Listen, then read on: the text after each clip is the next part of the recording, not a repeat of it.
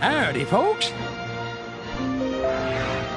Tomorrowland Transit Authority Metroliner non-stop, now departing Rocket Tower Plaza Station for a round-trip Super Skyway tour. Hey y'all, welcome to the WDW Reflections Podcast, your unofficial guide through Disney World memories and their connections to the parks we know and love today. I'm one of your hosts, Dewey. With me today are my buddies Ron and Tony. What's up, fellas? Hey, what's going on? This week we're going to tackle my all-time favorite attraction, World of Motion. All right, so I'm just going to jump right into it, fellas.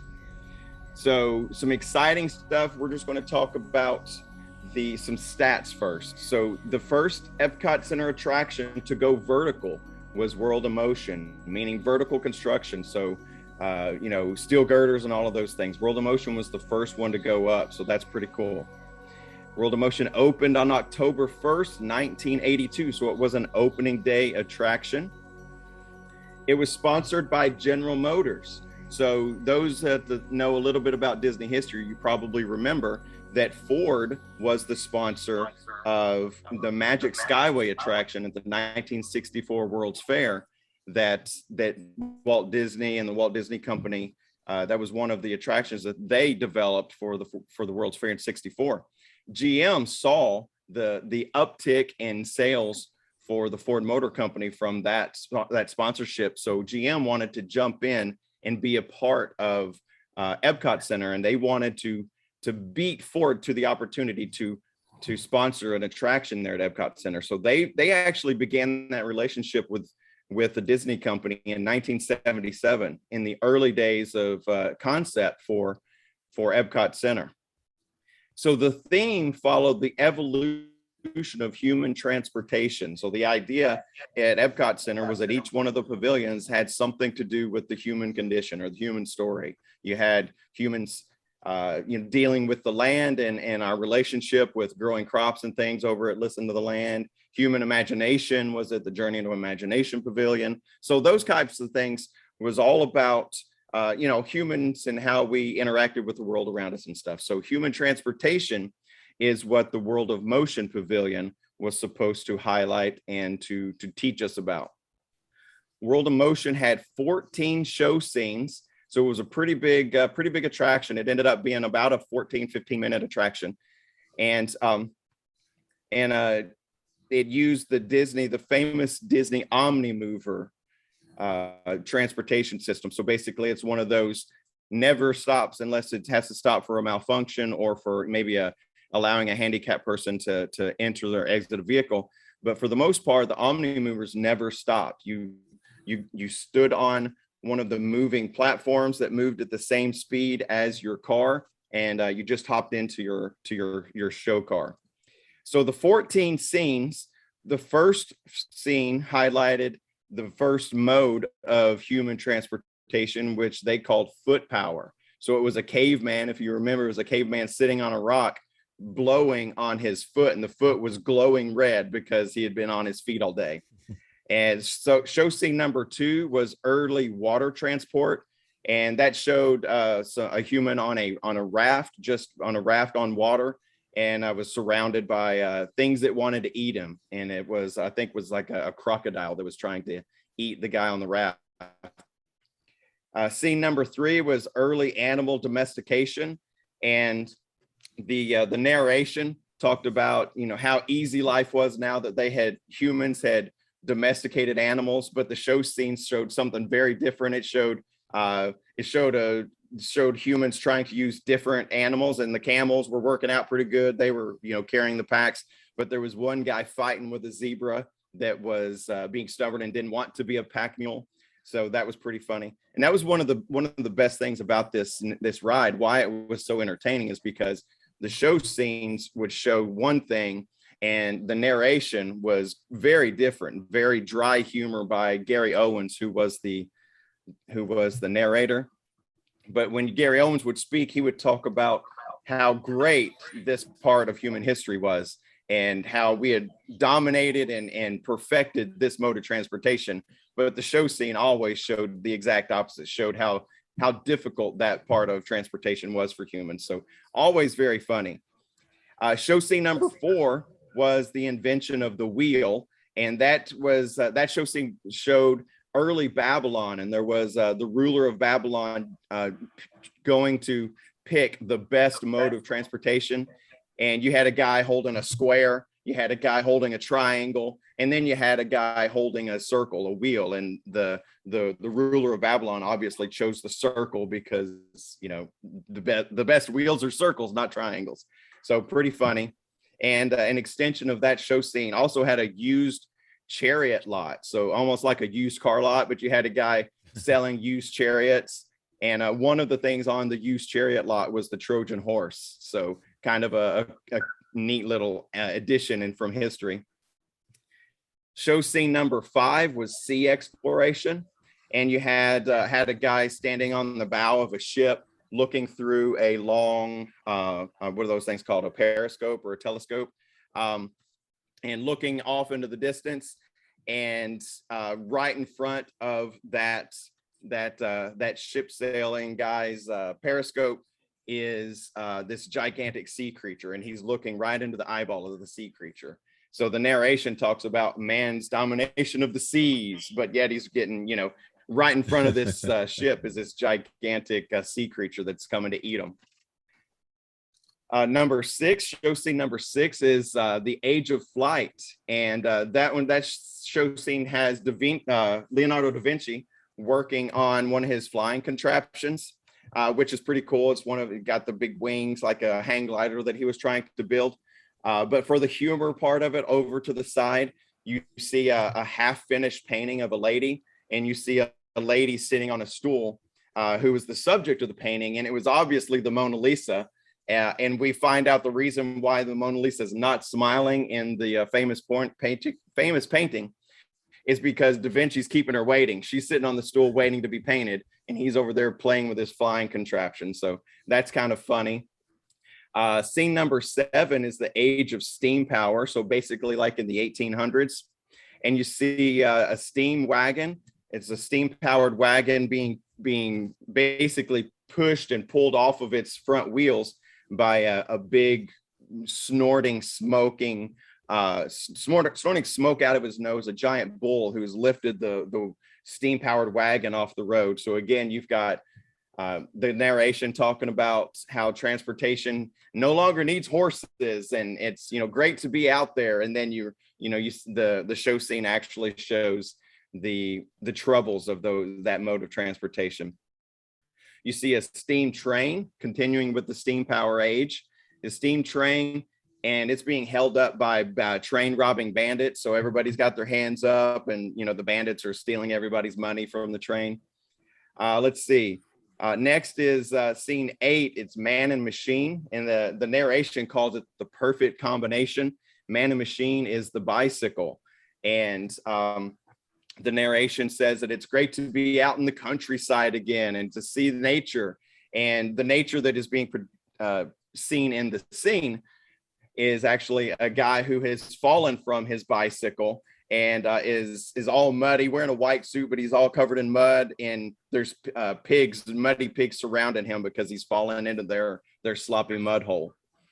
Let's see. Next is scene number 9, the call of the open road. And this one is about the horseless carriage, which of course is, automobiles. We're talking about early automobiles. And again, the call of the open road talks about getting out into nature and, you know, on these dirt country roads away from the hustle and bustle of the city and everything. But what you see is in the show scene, it's a really nice backdrop of a city. Looks like, 1900s New York City or something like that.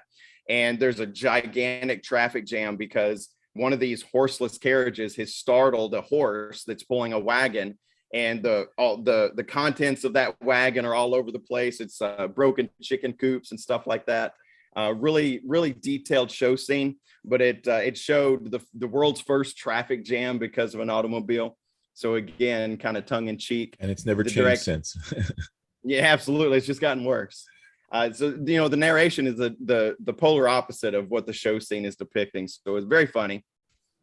Show scene number 10, the sky's the limit, and the humans take flight. So what that one shows is basically it shows there were video screens behind the scene showing early airplanes flying through the air, like the Wright brothers and some some of the Barnstormer planes and things like that. And then there was the Wright brothers are from Ohio, by the way. All right. Oh, right. Well, that's the last thing good to happen in Ohio. So congratulations, Ron. 1903 is when they flew for the first time. So that's the last time Ohio did anything good. Congratulations. Let's see. So the show scene shows a billboard advertising a coming air show. And, so that's exciting because the Barnstormers and stuff, but hiding behind that air show billboard is a motorcycle cop. And he's obviously waiting, anxiously waiting to catch a speeder coming by on that country road. So that's show scene number 10. Show scene number 11 is modern transportation. And this one was probably one of my favorites from the ride because it had a row of vintage cars, and it showed each one of the cars had, I guess you could say, a different theme to it. The first car in the row was a newlywed couple, and they had just married, with the tin cans following behind the car. It looks like we're just married, still wearing the wedding dress and everything. A neat little tidbit. It said just married in one spot, but in another spot on the car, it said just wed in all capitals, WED. And that was a cute little nod to WED Enterprises, which of course we all know now is now called Walt Disney Imagineering. But back in the days of EPCOT Center, WED was Walter Elias Disney Enterprises. So that was just a cool little call out for WED Enterprises. I thought that was very cool. The next car is a group of college students all wearing their little Letterman's jackets and stuff. And they're obviously off to cause trouble somewhere, as college students do.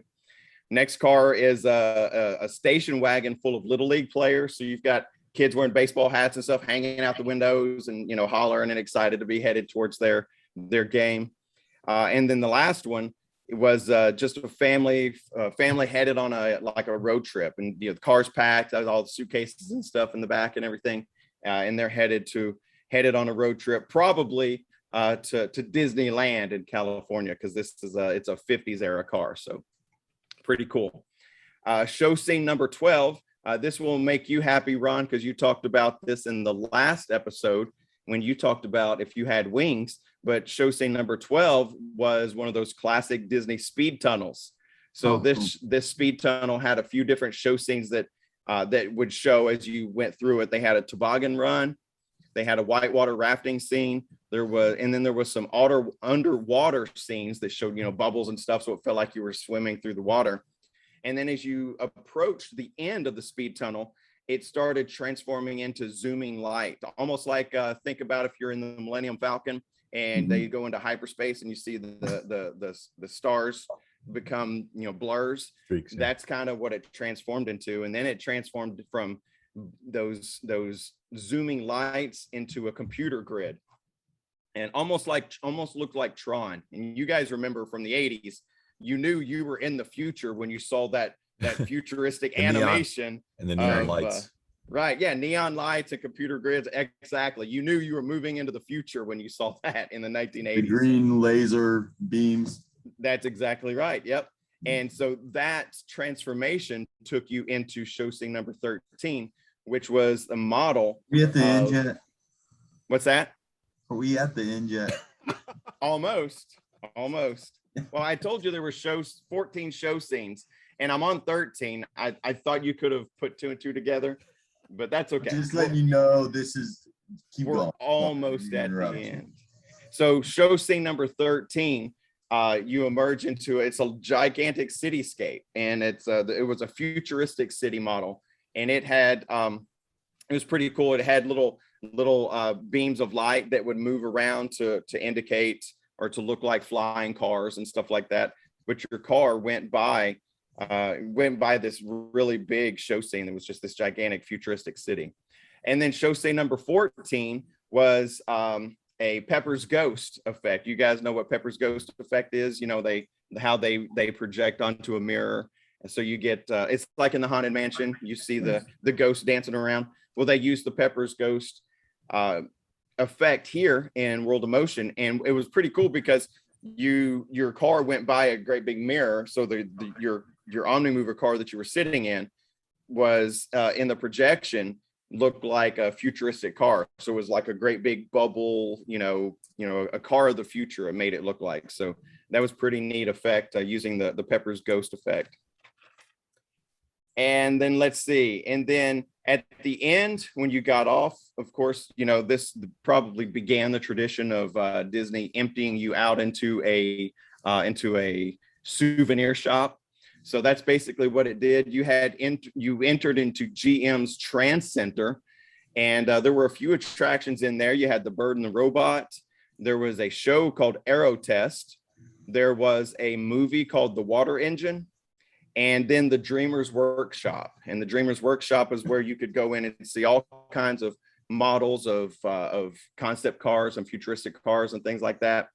And then at the end of the Dreamer's Workshop was where they had all of GM's current cars that you could go. You could actually go in there and buy a car if you wanted to. If you wanted to buy a Chevrolet Corvette, you could buy a Chevrolet Corvette right there at there was a dealer there. Pavilion. There was a dealer. Absolutely. And it's still the same thing. It's just now it's test track. So now when you exit test track, there's, you can go and look at all the new GM cars. You can actually buy one there if you want to. Really? As in buy one and take it home? I don't think you take the one home that you're looking at right there. I know, but you can make arrangements with them there. That's what I meant. You basically order the car. Wow, I had no idea. Yeah, it's pretty cool. So that's basically the ride scenes for World of Motion. It had 139 audio animatronics in it, which was the most ever of a Disney attraction. And so that after it was closed, which it unfortunately closed on January 2nd, 1996, many of those audio animatronics have made it to other attractions. They recycled them and reused them. It's a couple of them are in, some of the animals are in Pirates of the Caribbean rides around the world and stuff like that. So, Disney didn't throw away any of those 139 animatronics. They've been used in other parks around the world. So that's pretty cool.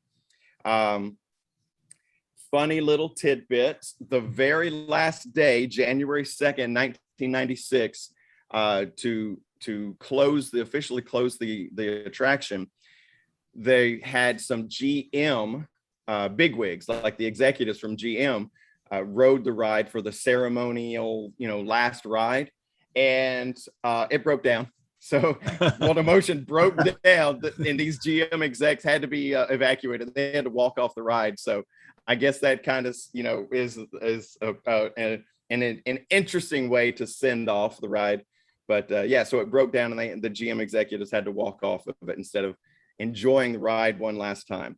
And like I said before, the ride was replaced by Test Track. It was supposed to open in 1999, and there were lots of delays and stuff like that with the computer system and everything with Test Track. And someday I have a very cool Test Track story that when we eventually come back and we do an episode about the attraction Test Track, I will share that Test Track story. But that's a nice teaser. Yeah, it's a teaser, and who knows when we'll get back to it. So y'all don't forget, y'all let me know. But it was replaced by Test Track, and still a great attraction, but it doesn't replace World of Motion in my heart. And so World of Motion is truly your number one all-time Walt Disney favorite. Number one all-time Walt Disney favorite. And I'm going to talk about my memories of it, and then you'll fully be on board. You'll understand why it was my favorite, Ron. Okay. It was fantastic. And hey, why don't we just transition right into that? Why don't we talk about our memories? So first of all, you guys, both of you have been on it, right? You guys remember riding World of Motion? Okay, good. So I didn't want it to be just me talking about the World of Motion, and then you guys being, nope, sorry, dude, we never wrote it. Don't know what you're talking about. It doesn't matter anyway, because I mean, that was so long ago. I barely remembered it, but when you brought up all these things, I'm reliving it. So don't worry about and that's kind of why I wanted to go through the show scenes, even though Ron apparently was bored. I don't care if Ron's bored. Or I just No, hope the listeners are not with interested. you, Dewey, not with you, but just I did find the ride, the first few scenes to be a bit boring. Well, But Ron, you would be wrong, sir.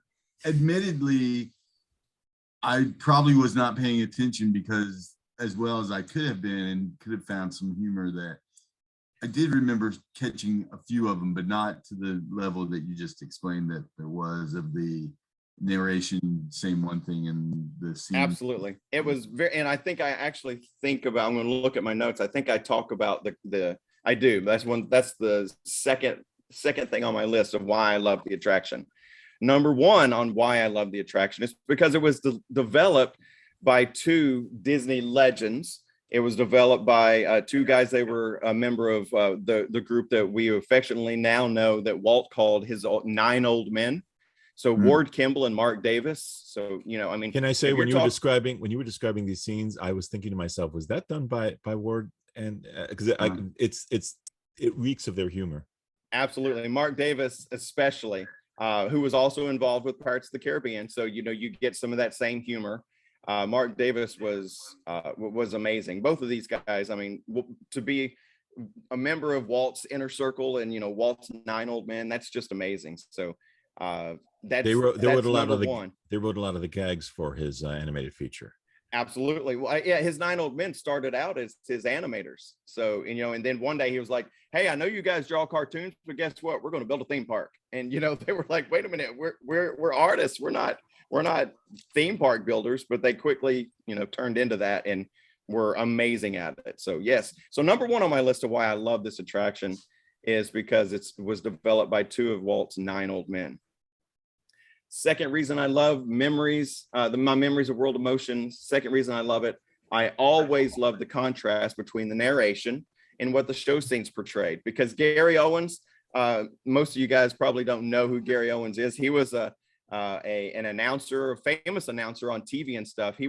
I think he was the announcer for shows like Laugh In back in the 70s and stuff. So old guys like us know who I'm talking about. But he was famous for doing this. I'm Gary Owens. Yeah, absolutely. Yeah. Those of you that are listening have no idea what Tony's doing, but those of you that are watching the YouTube video, you can see he's holding his headphones and doing his best announcer imitation. So that's pretty good. But yeah, it was hilarious. And Ron, if you had paid attention in the ride, and look, we didn't have iPhones back then. I don't know what you were paying attention to. It's not like you could have been scrolling Facebook in 1982. I don't know I was wishing I was on Space Mountain. Oh, wishing you were on another ride. Well, you missed it, buddy. You're going to have to go and watch it on YouTube or something because you're missing out. But the show scenes were always in direct contrast with Gary Owens. His delivery was very dry, very matter of fact. And he's like, "This is the automobile. Welcome to the open road." And it was, glamorous and was supposed to tell us how amazing it was. But every show scene was the exact opposite and showed just exactly what could go wrong in those types of situations. So I always enjoyed the humor. Every single time I wrote it, I laughed. But I still laugh at the Jungle Cruise joke. So maybe it's just an indication of my humor. Another thing that I absolutely love and still remember about the ride World of Motion or the attraction is the music. And you guys know that I've told you guys I'm a music guy. I play bass guitar and I love music. The music score to World of Motion was absolutely amazing. The main theme of the show was called "It's Fun to Be Free," and it was written by Buddy Baker. We talked about Buddy Baker in the last episode when we were talking about the music for Haunted Mansion and for Pirates of the Caribbean from Tony's What's Your Favorite segment. Buddy Baker and Existencio, those 2 guys wrote the music and the lyrics, and It's Fun to Be Free was absolutely one of their best. It's basically a 1-minute loop of what I guess you could call the chorus, and it's fun to be free and all that. And I'm butchering it, my apologies, but that 1-minute chorus played through the entire attraction.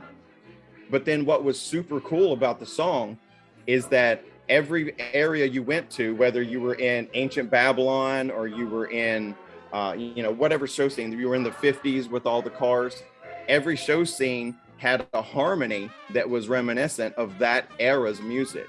So Sort of a variation on the same theme, but in that era. Exactly, a variation of the same theme. So you had the same Fun to Be Free in the background, but then over the top of it, they would add the variation for whatever that show scene's era was. And that was super, super cool. It basically made one song sound like 10 different songs. And it was really cool. That is Very good. I still love it to this day. The next thing on my memories of World of Motion was the famous Disney details. Everything was meticulous. Everything was, down to the most minute details. One of the show scenes, the one that showed the traffic jam in New York, was, it was literally like a block of a city, like a city block, and it had all the 1900s buildings and stuff, and people looking out over the balconies, and in the traffic jam, you had chickens that had got out and they're flapping their wings, and the horses rearing back. I mean, just absolutely amazing. There's so many details. The amount of animatronics involved in this thing was just immense. It's amazing to even imagine that they had that many things like that going on at once. Absolutely. I mean, like I said, there was 139 audio animatronics. So you've got audio animatronics inside a hot air balloon at one point. You have, all the audio animatronics sitting in the cars that were in the open road scene and stuff. So absolutely amazing detail. You're doing a great job of selling this attraction. Yeah, I should work for Disney, and I could sell it. Maybe they'll rebuild it. That's a great idea, Ron. Let's see. So in the very end, the Trans Center. This was pretty cool for a guy like me. Remember, I told you we were pretty middle class back in those days. This was the first time I was ever got to be up close, hands-on to a Chevrolet Corvette. So that's pretty cool. My parents, in all the photos and stuff that they've been sharing, there's a picture of me and my brother, sitting inside what I guess would probably been an 85, 86 Corvette. And it's all shiny and on the showroom floor and everything. And it's super cool. I'm there in my 11-year-old geeky glory and sitting in a Corvette. There's one picture of us in a Pontiac Fiero. You guys remember the Pontiac Fiero? So pretty cool. I really enjoyed at the Trans Center at the very end, getting to go and see all the models of all the futuristic cars. And they're all, the 1980s version of what they thought cars would look like in the 2000s and stuff, and very cool, just bubbles and very bubbly and everything. So could you get into them at the time, or were they allowing you to get on board? The concept cars you could not. The concept cars were just on display. They were behind walls or behind windows or behind roped off or something like that, but they were very much hands off. Couldn't get inside those, and my guess is that the insides weren't complete. It was probably just an outer shell. But that's it. Those were my memories of World of Motion. I can still remember a lot of that stuff in my brain. And then I've told you guys that my parents did a good job of videotaping a lot of stuff. So it's pretty cool that I can still look back on that. If you enjoyed this video, don't forget to like, share, and subscribe. Listen to the complete show on your favorite podcast streamer. Follow us on social media at WDW Reflections Podcast. See you real soon.